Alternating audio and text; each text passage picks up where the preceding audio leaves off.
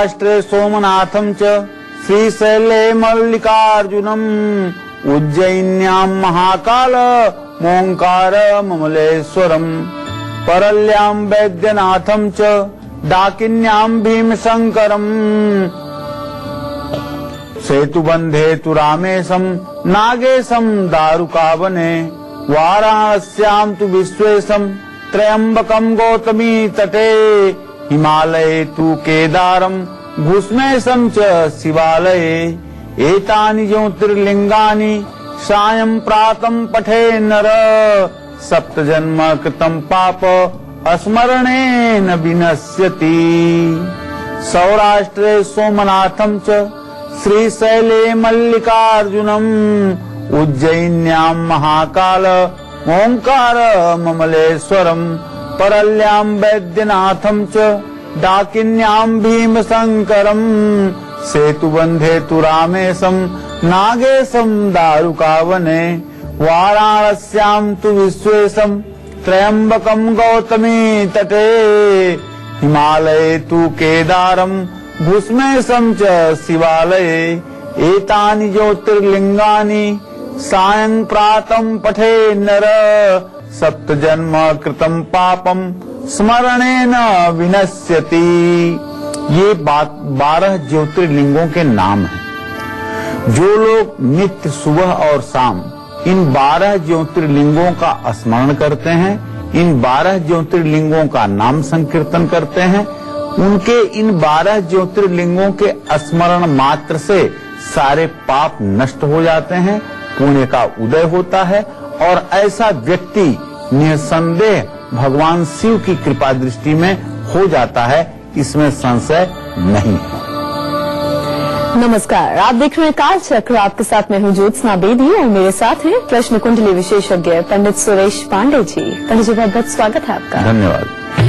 शंख से 7 दिन होंगे शुभ, शंख से 4 दिशाएं होंगी दोषमुक्त, शंख से शुरू होंगे शुभ कार्य। देखिए काल चक्र। जी हाँ, हम में से कई लोग अपने घर में शंख रखते हैं और साथ ही बजाते भी हैं। शंख बजाने से घर की सारी नकारात्मक ऊर्जा दूर हो जाती है, ये तो हम सभी जानते हैं। लेकिन क्या आपको पता है कि घर में शंख की सही दिशा से हमारी कई परेशानियां भी दूर हो सकती हैं। इसके साथ ही 7 दिन अलग अलग तरीके से शंख से जुड़े उपाय करने से कई गुना शुभ फल भी आपको मिल सकते हैं। तो आज शंख से जुड़ी तमाम जानकारी आपको पंडित जी देंगे पूरा 1 घंटा। ध्यान से आप हमारे कार्यक्रम कालचक्र को आज देखिएगा। इसके अलावा आज के कालचक्र में आपके लिए क्या खास है, आइए आपको ये भी बताते हैं।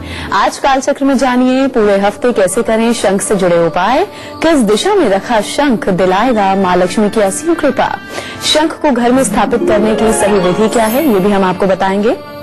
आज किस समय आपको अपने सबसे जरूरी काम करने हैं, गुड लक मुहूर्त में हम आपको बताएंगे। और इसके साथ ही ऑफिस में अगर आपका बार बार झगड़ा होता है तो जरूर कीजिए लौंग से जुड़ा महा उपाय। क्या महा उपाय है, आज के सक्सेस मंत्र में हम आपको बताएंगे। घर में सुख शांति और समृद्धि के लिए किस दिशा में आपको गंगा जल रखना चाहिए, आज के वास्तु टिप में आप लोग जानिएगा। और अगर इन तमाम चीजों के अलावा आपके मन में कोई सवाल भी है तो आप निश्चिंत होकर हमें कॉल भी कर सकते हैं। हमारे नंबर्स हैं 0120-460-2503 और 0120-460-2504।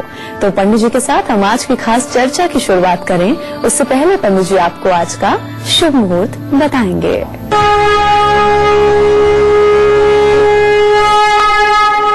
7 दिसंबर 2015 दिन सोमवार।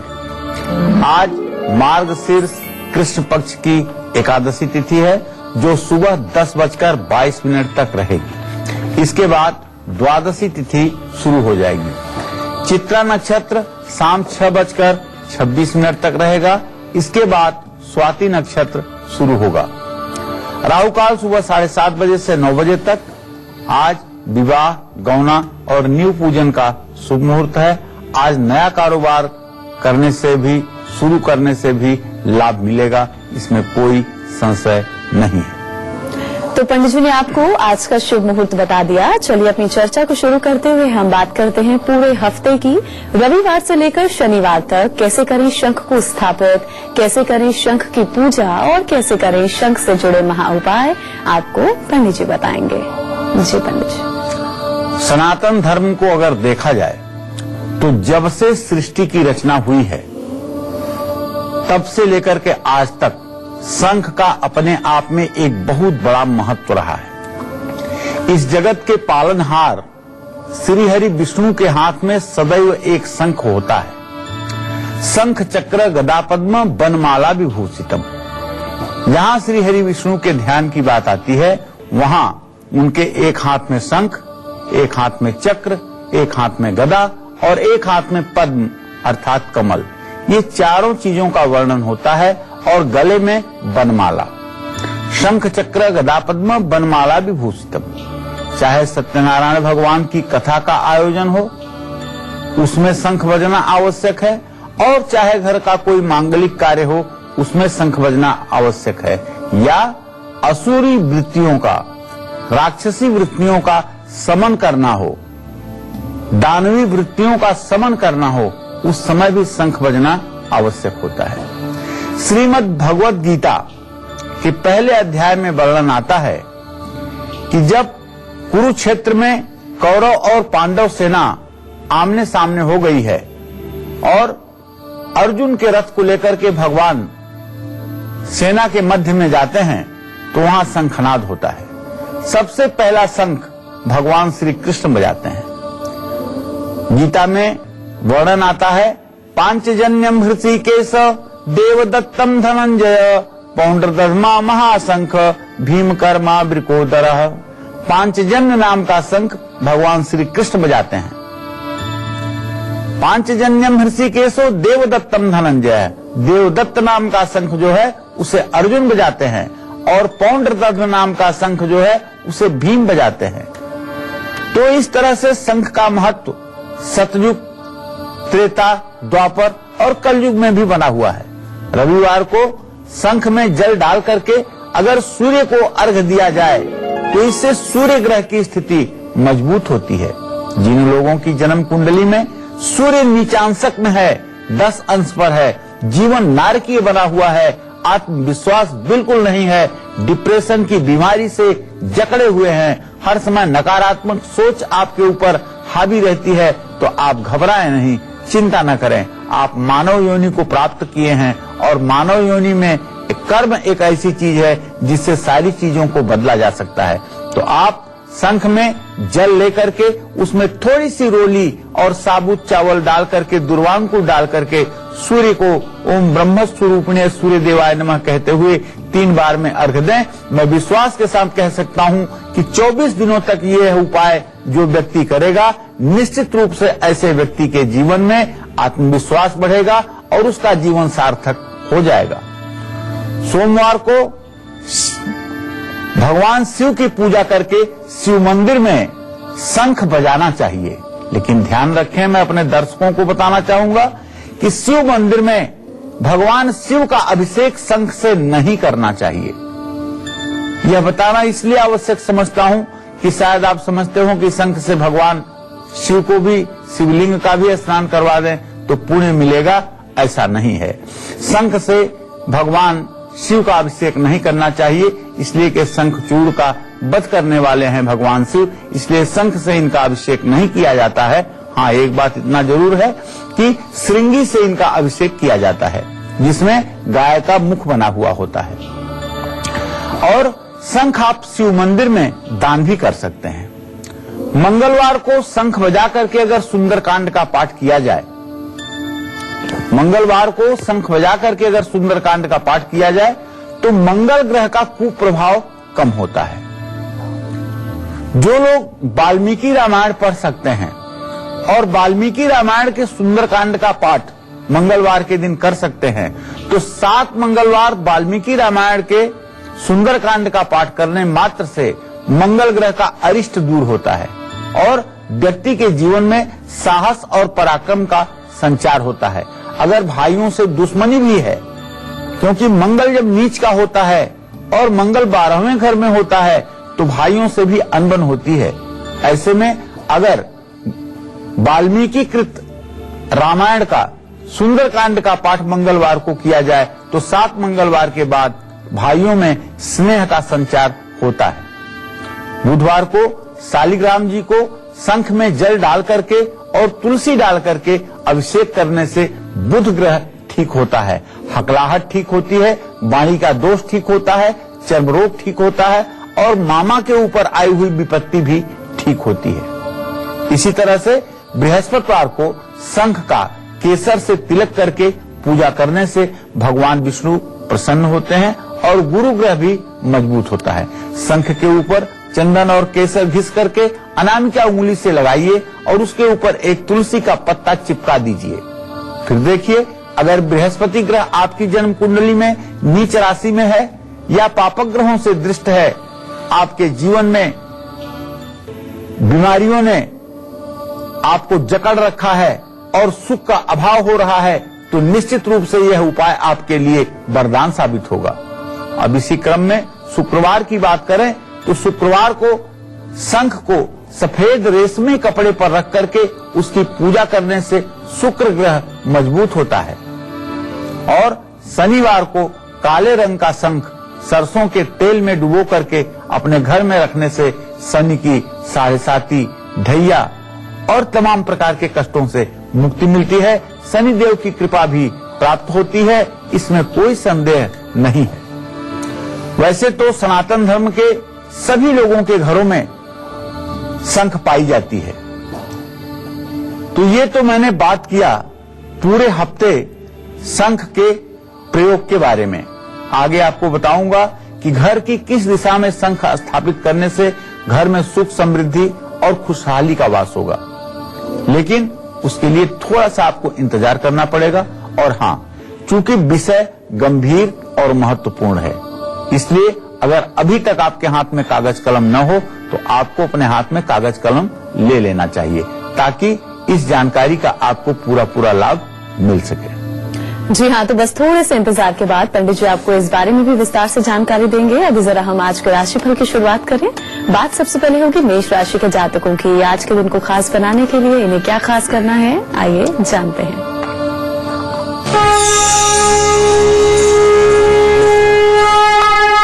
तो आज मेष राशि के जातकों के ग्रह गोचर को देखा जाए तो मेष राशि का स्वामी मंगल कन्या राशि में और जीविका भाव का स्वामी, पिता भाव का स्वामी शनि वृश्चिक राशि में। मंगल और शनि की स्नेह दृष्टि हो रही है, तो इसका एक मतलब तो निकलता है स्पष्ट ज्योतिष के हिसाब से कि पिता का सहयोग आपको मिलेगा, पिता का मार्गदर्शन आपको प्राप्त होगा। दूसरी बात, आपके पराक्रम भाव का स्वामी बुध अपने भाव को पूर्ण दृष्टि से देख रहा है। इसका मतलब आज आपकी जिम्मेदारी भी बढ़ने वाली है। और सबसे बड़ी बात है कि आज आपकी सोच सकारात्मक रहेगी। उसके पीछे कारण है कि चंद्रमा शुक्र की पूरी दृष्टि लग्न पर है, आपकी राशि पर है। तो भाई आज आप एक नारियल दुर्गा मंदिर में जरूर चढ़ाइए और दुर्गा सप्तशती में जो दिव्या कवचम है उसका पाठ करके घर से निकलिए और दुर्गा जी की पूजा करके घर से निकलिए। आप जिस भी काम के लिए जाएंगे सफलता आपके कदम चूमेगी और आप पूरे दिन प्रसन्न रहेंगे। जय मां विंध्यवासिनी। वहीं आज के दिन को विशेष बनाने के लिए वृषभ राशि के जातकों को क्या खास करना होगा, आइए अब इनके बारे में आपको बताते हैं।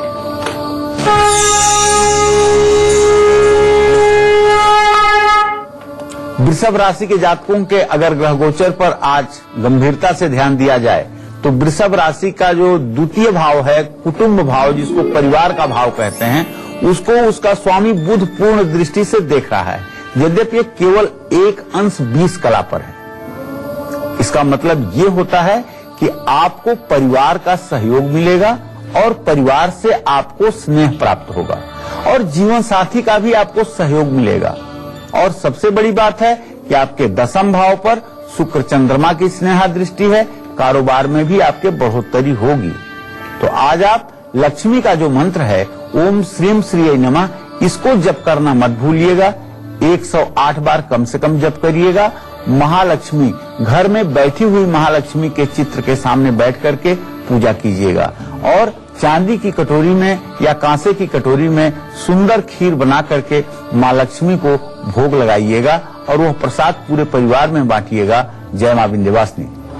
और अब राशिफल में आगे बढ़ेंगे और बात करेंगे मिथुन राशि के जातकों की। आज के दिन को मंगलमय बनाने के लिए इन्हें क्या खास करना है, आइए आपको बताते हैं।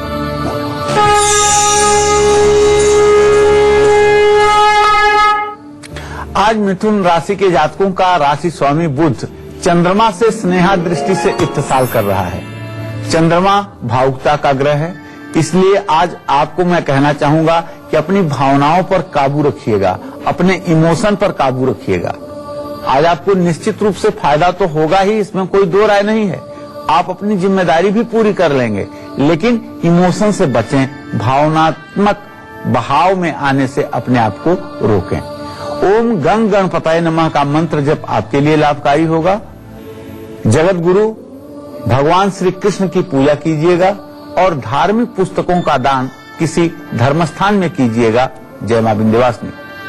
और अब बारी है आपकी आज के गुड लक मुहूर्त को जानने की, जिस मुहूर्त में आपको अपने आज के सबसे जरूरी काम करने हैं जो कि आपके लिए गुड लक साबित होंगे। जी पंडित जी, गुड लक मुहूर्त। आज कोई भी जरूरी काम आपको अमृत मुहूर्त या अभिजीत मुहूर्त में करना है।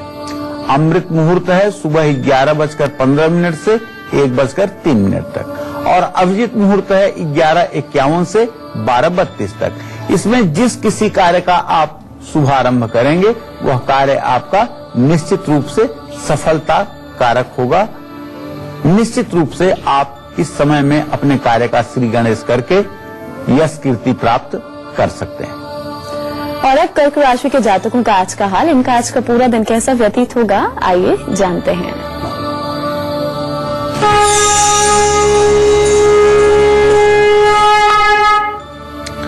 आज कर्क राशि के जातकों की बात करें तो कर्क राशि का स्वामी चंद्रमा इस समय 1 डिग्री 54 कला पर शुक्र के साथ चतुर्थ भाव में स्थित है। अभी इसको नित्याभिलाषी नहीं कहा जा सकता, इसलिए जीवन साथी का पूरा सहयोग मिलेगा और नई योजनाओं पर काम करेंगे। आज आपको किसी से बेवजह उलझना नहीं चाहिए। जल से भरे घड़े का दान करें, ओम नमः शिवाय का मंत्र जप करें और सफेद वस्त्र धारण करें, इससे आपकी मनोकामना पूरी होगी। जय मां विंध्यवासिनी। तो घर में सुख समृद्धि खुशहाली के लिए, माँ लक्ष्मी को मनाने के लिए और कर्ज से मुक्ति पाने के लिए कैसे और कहाँ आपको शंख स्थापित करना है, पंडित जी आपको बताएंगे। जी पंडित जी। देखिए, घर में सुख समृद्धि यदि नहीं है, परिवार के सदस्य एक दूसरे से मनमुटाव रख रहे हैं और परिवार के लोगों की सेहत भी खराब रह रही है, तो ऐसे में घर की उत्तर पूर्व दिशा में शंख जरूर रखिएगा और हर रोज उसको धूप बत्ती दिखाइएगा। माँ लक्ष्मी की कृपा अगर आप पर नहीं है, पैसे की तंगी आपके जीवन में है और घर में एक तरह से दरिद्र आ गया है और कर्ज से मुक्ति नहीं मिल पा रही है, तो अपने घर की उत्तर पूर्व दिशा में ही दक्षिणावर्ती शंख में जल भर करके रखिए और हर रोज जल बदलते रहिए। माँ लक्ष्मी का घर में अस्थायी वास नहीं है, बचत नहीं हो पा रही है, तो शुक्रवार को लाल रेशमी कपड़े में मोती शंख लपेट करके अपने तिजोरी में रख लीजिए और इस शंख को किसी को मत दिखाइए। निश्चित रूप से आपकी आर्थिक परिस्थिति पर इसका प्रभाव पड़ेगा। जय मां विंध्यवासिनी। और इसी के साथ यहाँ वक्त एक छोटे से ब्रेक का, आगे आपको बताएंगे शंख को घर में स्थापित करने की सही और सटीक विधि क्या है। लेकिन एक छोटे से ब्रेक के बाद आप देखते रहिए काल चक्र।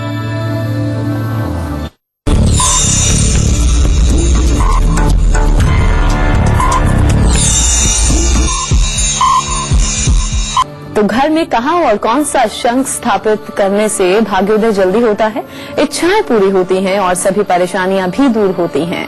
अपनी इसी चर्चा को आगे बढ़ाते हैं और बात करते हैं उन लोगों की जिनकी शादीशुदा जिंदगी में कड़वाहट भर गई है, धन संपत्ति और माँ लक्ष्मी की कृपा उन्हें नहीं मिल रही है। ऐसे लोग घर में कैसे और किस दिशा में शंख स्थापित कर सकते हैं ताकि तमाम परेशानियों से इन लोगों को निजात मिल सके, आपको पंडित जी बताएंगे। जी पंडित जी बताइए। देखिए, वैवाहिक जीवन में मनमुटाव और क्लेश अगर है तो अपने बेडरूम में शंख और सीप जरूर रखिए। मुख्य द्वार अगर गलत दिशा में बना हुआ है मुख्य द्वार गलत दिशा में कब होता है?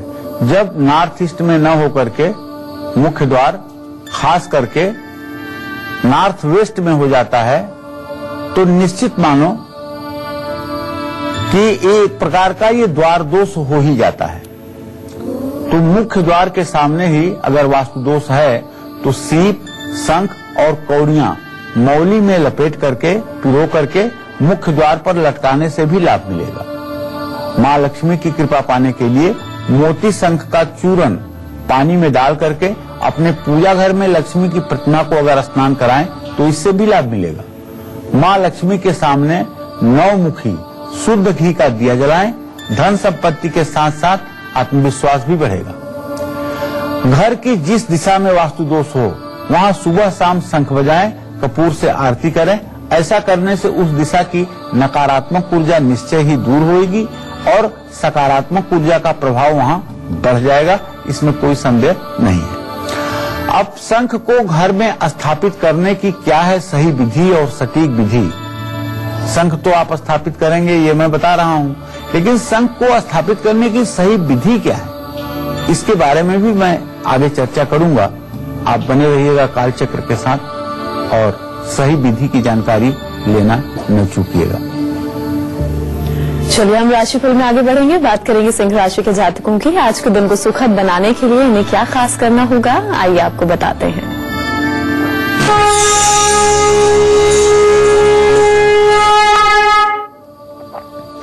आज सिंह राशि में देवगुरु बृहस्पति की स्थिति है और इनके जीविका भाव का स्वामी शुक्र स्वगृह में तुला राशि में बैठ करके बृहस्पति से स्नेह दृष्टि से मेलाप कर रहा है, जिसका मतलब ये होता है कि आज आपकी हर कोशिश कामयाब होगी।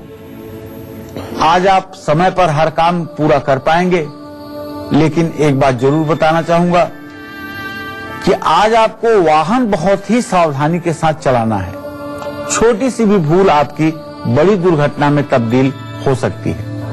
तो राम रक्षा स्तोत्र का पाठ कर लीजिएगा। घर से निकलने के पहले सूर्य को जल दीजिएगा और तांबे का बर्तन हो सके तो किसी धर्म स्थान में दान करिएगा, इससे आपका कल्याण होगा। जय मां विंध्यवासिनी। तो कन्या राशि के जातकों को उनका आज का राशिफल हम बताएं, उससे पहले हमारे एक दर्शक फोन लाइन पर जुड़े हैं, अनुराग, उनसे बात कर लें। जी अनुराग जी, अपनी उम्र बताइए और आप सवाल पूछ सकते हैं। जी मैडम नमस्ते। नमस्कार। प्रणाम गुरु जी। हाँ, सदा सुखी रहिए अनुराग जी, जरा जोर से बोलिए। प्रणाम गुरु जी। ये हमारा डेट ऑफ बर्थ 9/8/85 को 12 बजे से 1 बजे AM के बीच में जी जी। तो बलिया है प्लेस। क्या जानना चाहते हो अनुराग? गुरु जी हमारा शादी जो है 4 साल होने को है और संतान योग कब बन रहा है, और दूसरी बात हमारे उसमें दूसरी नौकरी है कि नहीं, क्योंकि हम बैंक में हैं, थोड़ा सा चेंज करना चाह रहे हैं। चलिए, मैं आपको एक बात बहुत स्पष्ट बताना चाहूंगा कि आपका संतान योग है, इसमें कोई संदेह की बात नहीं है। आपके पंचम भाव का स्वामी सूर्य है और आपके लग्न का स्वामी मंगल है। मंगल और सूर्य की जो स्थिति है ये तृतीय एकादश की है, इसलिए आपको संतान निश्चित रूप से प्राप्त होगा, इसमें कोई संदेह नहीं है। और आपको संतान प्राप्त होने में अब से लेकर के 2016 के नवंबर तक का समय लगेगा। बस आपको एक छोटा सा उपाय जरूर करना होगा। आप अपने पत्नी से कहिए कि वो हरिवंश पुराण का पाठ पूरे महीने में एक बार कर डालें और एक सोने की 2 से 3 ग्राम की अंगूठी बनवा करके किसी पौराणिक ब्राह्मण को हरिवंश पुराण के साथ दान कर दें। रविवार के दिन दान करें, निश्चित रूप से आपको संतान प्राप्ति होगी, इसमें कोई संदेह नहीं है। नौकरी परिवर्तन का अभी योग बनता हुआ अनुराग नहीं दिखाई दे रहा है। आपके दसम भाव का स्वामी शनि स्थिर राशि में बैठा हुआ है। अगर नौकरी बदलना भी चाहते हो तो 26 अक्टूबर 2017 के बाद इसके बारे में सोचो, अभी सोचने से बेटा आपका नुकसान हो। चलिए अब हम राशिफल के सिलसिले को आगे बढ़ाएंगे और बात करेंगे कन्या राशि वालों की। इनका आज का पूरा दिन कैसा व्यतीत होगा, आइए जानते हैं।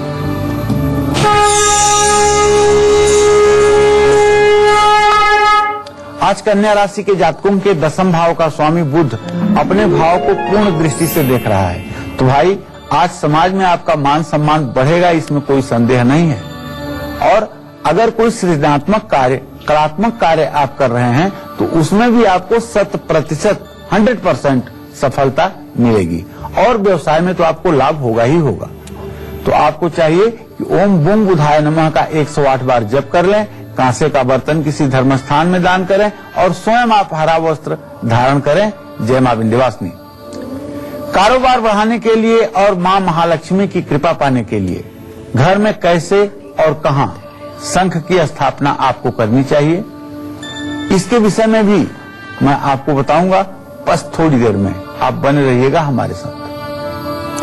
तो कारोबार बढ़ाने के लिए क्या कुछ आपको करना है, शंख को किस तरह किस विधि से स्थापित करना है अपने घर में, पंडित जी आपको विस्तार से जरूर जानकारी देंगे। अभी जरा हम तुला राशि के जातकों को उनका आज का हाल बताते हैं।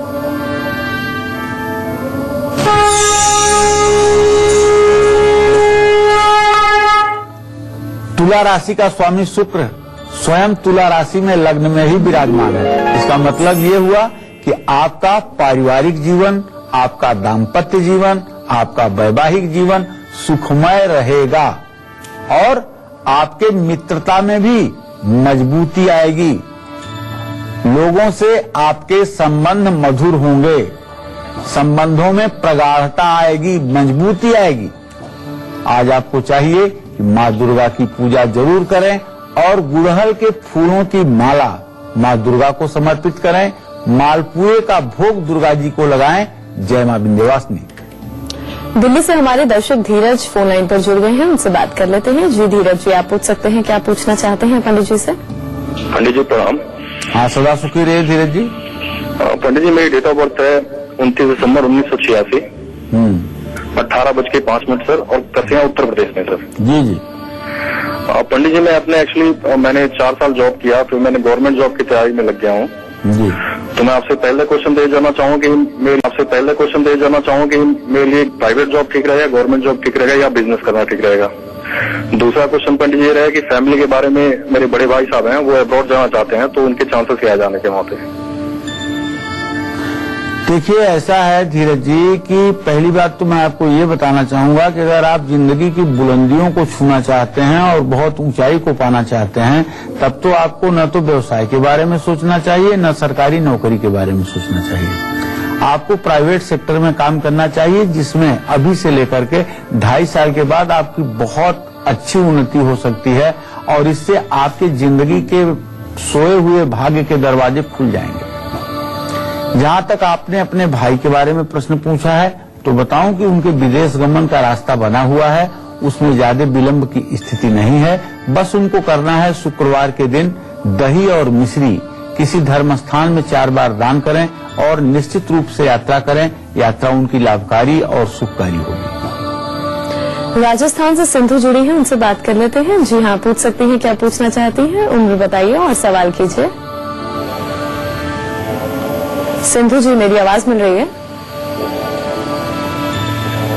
उन तक लगता है हमारी आवाज नहीं पहुंच रही है। हम चर्चा को आगे बढ़ाते हैं और चर्चा को आगे बढ़ाते हुए हम जानते हैं कि शंख को घर में कैसे स्थापित करने से बढ़ेगा आपका बैंक बैलेंस और कारोबार में मुनाफा ही मुनाफा होगा। क्या खास करना होगा, आपको पंडित जी बताएंगे।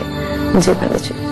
मां महालक्ष्मी की कृपा पाने के लिए, बैंक बैलेंस बढ़ाने के लिए अपने पूजा घर में स्फटिक के श्री यंत्र का शंख में जल भर करके अभिषेक करिए और श्री सूक्त के 16 मंत्रों को पढ़ते हुए ओम हिरण्यवर्णाम हरिणीम सुवर्णरजतस्रजाम चंद्राम हिरण्मयीम लक्ष्मीम जात वेदो मयावह, इस तरह से 16 मंत्रों को पढ़ते हुए शंख से जल की धारा स्फटिक के श्री यंत्र पर चढ़ाइए।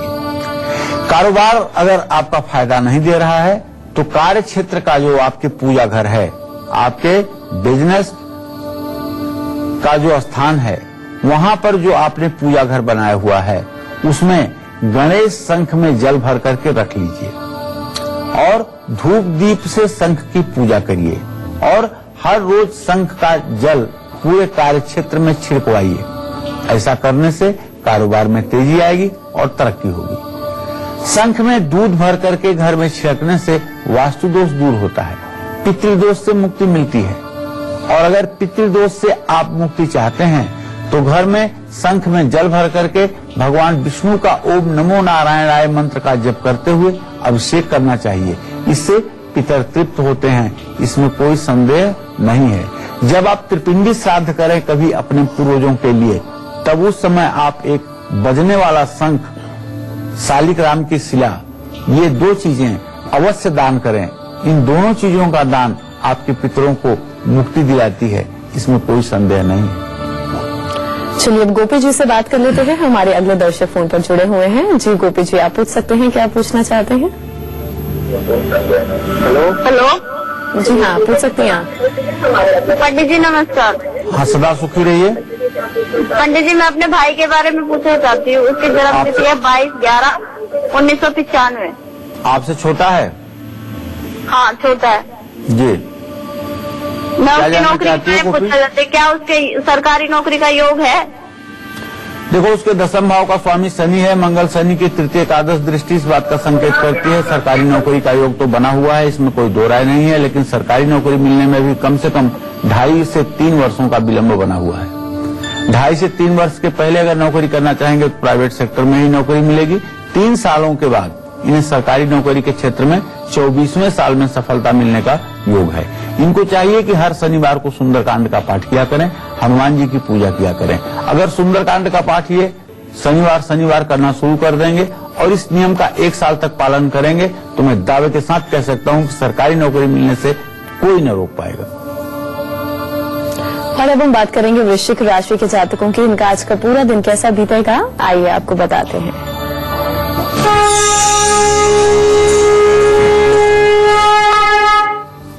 वृश्चिक राशि से 10वें भाव में बृहस्पति की स्थिति है और एकादश भाव में मंगल राहु की स्थिति है। तो भाई आपका समाज में मान सम्मान तो बढ़ेगा, इसमें कोई संदेह नहीं है। और अगर किसी कंपटीशन में आप भाग ले रहे हैं तो उसमें भी आपको सफलता मिलेगी। आज आपका आत्मविश्वास भी बढ़ेगा, लेकिन आपको ऋण मोचन मंगल स्तोत्र का पाठ जरूर करना चाहिए, जिससे आपके ऊपर कर्ज ना बढ़े। गेहूं और गुड़ का दान भी आपको धर्म स्थान में करना चाहिए और हनुमान चालीसा का पाठ भी करना चाहिए। जय मां विंध्यवासिनी। और अब धनु राशि के जातकों का आज का हाल, इनका आज का पूरा दिन कैसा बीतेगा, आइए जानते हैं।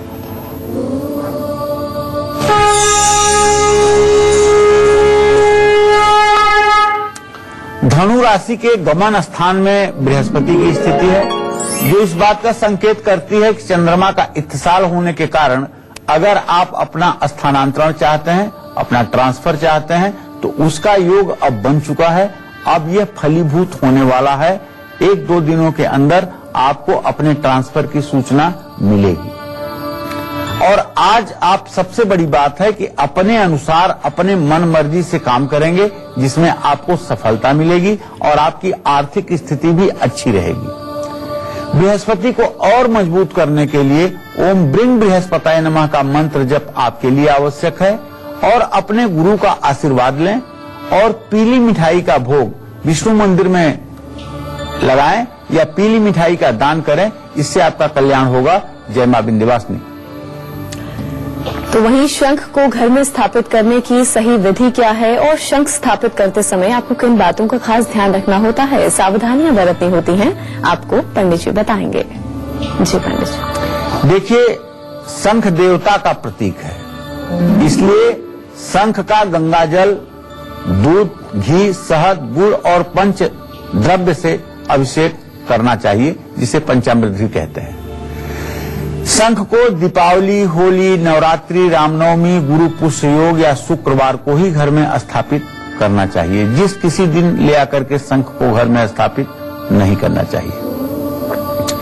शंख को लाल रंग के रेशमी कपड़े पर स्थापित करके इसको धूप, दीप और नैवेद्य अर्पित करना चाहिए। इससे असाध्य रोग भी दूर होते हैं, दुख और दरिद्रता दूर होती है और वास्तु दोष शांत होता है। घर में 2 शंख कभी नहीं रखने चाहिए, खास करके 2 शंख बजने वाले नहीं रखने चाहिए, लेकिन एक दक्षिणावर्ती शंख और एक बजने वाला शंख आप रख सकते हैं। ये दोष नहीं होगा, क्योंकि दक्षिणावर्ती शंख कभी बजता नहीं है और ऐसी मान्यता है कि यदि दक्षिणावर्ती शंख बज जाए तो सृष्टि का नाश हो जाएगा। इससे जीवन में मुश्किलें बढ़ती हैं और घर में अशांति होती है। लेकिन किसी खास मनोकामना के लिए घर में नर और मादा शंख का जोड़ा रख करके ही पूजा करनी चाहिए। यह भी अपने आप में एक बड़ा चमत्कारिक उपाय है। अब ऑफिस में अगर आपको बार बार अपने कुलीग से विवाद हो रहा है तो जरूर लौंग से जुड़ा हुआ आज का जो हमारा महा उपाय है उसको आप देखिएगा और मैं बताऊंगा आपको अब से थोड़ी देर में। लौंग से जुड़ा यह उपाय करके आप अपने कार्यस्थल पर सबके आंखों के तारे बन सकते हैं, इसमें कोई संदेह नहीं है। जी हाँ, तो आज के सक्सेस मंत्र और वास्तु टिप के साथ पंडित जी से हम जानेंगे मकर, कुंभ और मीन राशि के जातकों की किस्मत का हाल। लेकिन एक छोटे से ब्रेक के बाद आप देखते रहिए काल चक्र।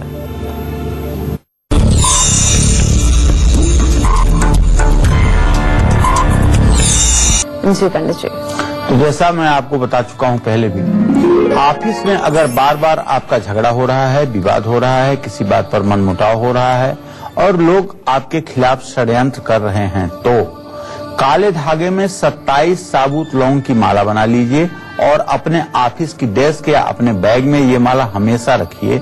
आप देखिए आपके दुश्मनों में कमी आएगी। विद्या, हमारे दर्शक फोन लाइन पर जुड़े हैं, उनसे बात कर लेते हैं। जी, आप पूछ सकते हैं, क्या पूछना चाहते हैं, वो डिटेल्स दीजिए और सवाल कीजिए। उन तक लगता है हमारी आवाज नहीं पहुंच रही है। पंजाब से परविंदर जुड़े हैं, उनसे बात कर लेते हैं। जी, आप पूछ सकते हैं, क्या पूछना चाहते हैं। हेलो जी, हेलो, नमस्कार पंडित जी। हाँ, सदा सुखी रहिए परविंदर जी। हाँ जी सर, मेरे डेट ऑफ बर्थ है 7 दिसंबर 1982 जी जी। और हमारे आर्थिक तंगी बहुत हो गई है, कर्जा भी है, काफी हो गया है और मैं बुटीक का काम करना चाहती हूँ, क्या वो मेरे लिए ठीक रहेगा? बुटीक के काम में आपको बेटा 100% सफलता मिलेगी और कर्ज से मुक्ति मिले, इसके लिए आपको चाहिए कि आप हर शुक्रवार के दिन किसी देवी मंदिर में जाकर के लाल फूलों की माला देवी को चढ़ाया करिए और एक घी का दिया जलाया करिए। और अगर आपसे हो सकता है तो आप थोड़ी सी मिश्री और दही भी देवी मंदिर में चढ़ाया करिए। निश्चित रूप से इससे आपको कर्ज मुक्ति में सहायता मिलेगी। चलिए अब हम आगे बढ़ेंगे और बात करेंगे आज के खास वास्तु टिप की। जी पंडित जी, देखिए, घर में सुख, शांति और समृद्धि के लिए घर के उत्तर पूर्व दिशा में गंगा जल अगर चांदी के बर्तन में स्थापित कर लें तो शायद सारा वास्तु दोष दूर हो सकता है। ध्यान रहे कि गंगा जल प्लास्टिक के बोतल में या प्लास्टिक के जार में नहीं रखना चाहिए, इसका नकारात्मक असर घर पर पड़ता है। और अब मकर राशि के जातकों की आज का किस्मत का हाल।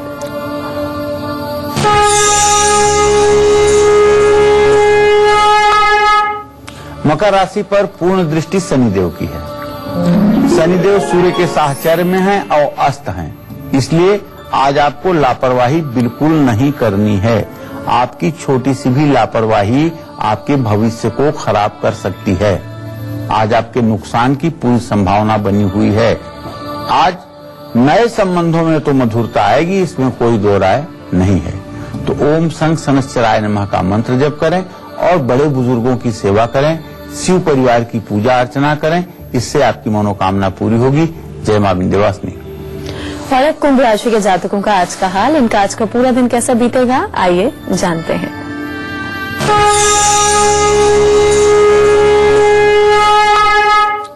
कुंभ राशि पर इस समय बृहस्पति की पूर्ण दृष्टि है, तो आज कुंभ राशि के जातकों के परिवार का मान सम्मान बढ़ेगा, सामाजिक इमेज आपकी बढ़ेगी और पैसे की स्थिति भी आपकी मजबूत होगी।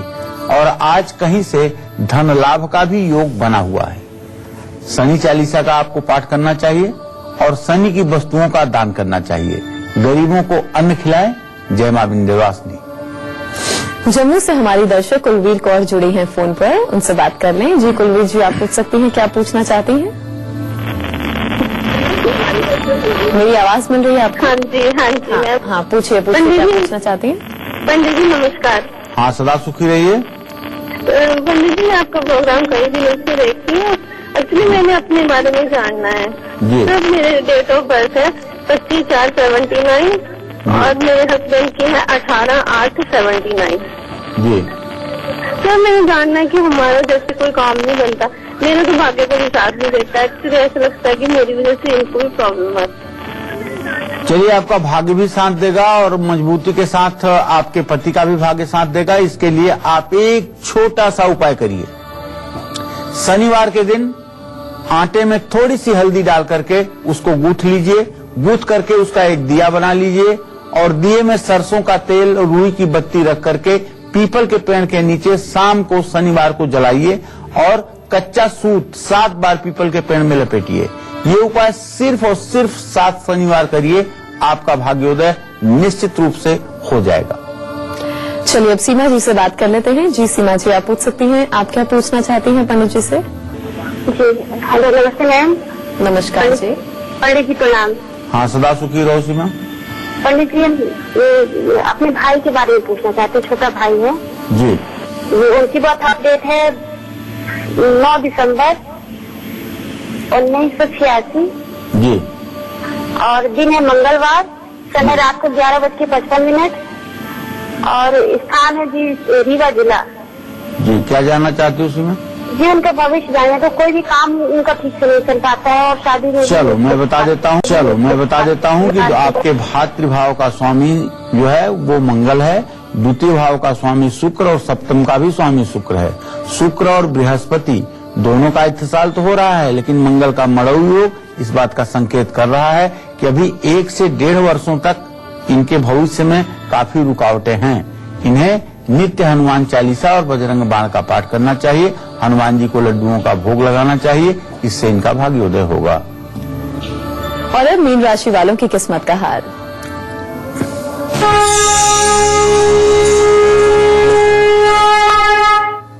मीन राशि के जातकों को चाहिए कि आज आप अपने स्वास्थ्य का पूर्ण रूपेण ध्यान रखें। दोस्तों से आपके संबंध मजबूत होंगे और आर्थिक स्थिति भी आपकी मजबूत होगी। ओम नमो भगवते वासुदेवाय का मंत्र जप करना चाहिए आपको और पीली मिठाई गरीबों में बंटवानी चाहिए। केले का प्रसाद भगवान श्री हरि विष्णु को चढ़ाएं। जय मां विंध्यवासिनी। तो उम्मीद करते हैं आज का विषय आप सभी को बहुत पसंद आया होगा। बहुत बहुत शुक्रिया आपका पंडित जी इस खास जानकारी के लिए। कल फिर हाजिर होंगे एक नए विषय के साथ। तब तक के लिए कालचक्र की पूरी टीम को दीजिए इजाजत। नमस्कार।